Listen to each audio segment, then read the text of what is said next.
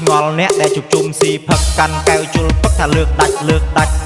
អ្នកខ្លះទើបតែចេញមកពីពេទ្យអង្គុយលេងបានមួយផ្លែក៏លើកដាច់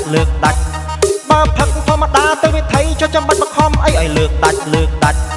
បើផឹកធម្មតាមិនសម្រេចផឹកតែលើកដាច់បាច់ឲ្យខ្ញុំទេណារាប់អានរាប់ចេញមកពីចិត្តកុំរាប់ហើយគិតតែលើកដាច់អ្នកខ្លះរាប់តែពេលស្រវឹងពេលស្វាងស្ងាត់ឈឹងព្រោះមិនបានលើកដាច់ល្ងាចឡើងដឹងតែទេហើយគ្នាអាំងមន់អាំងទាទិញស្រារួចស្រេចពេលផឹកតាំងអង្គុយវែកញិចអ្នកណាលើកមិនដាច់បាច់រាប់អានទេណា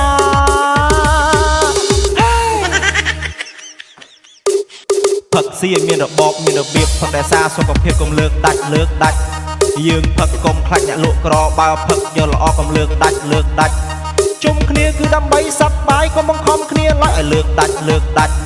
យើងផឹកចង់មានអ្នកចោចែក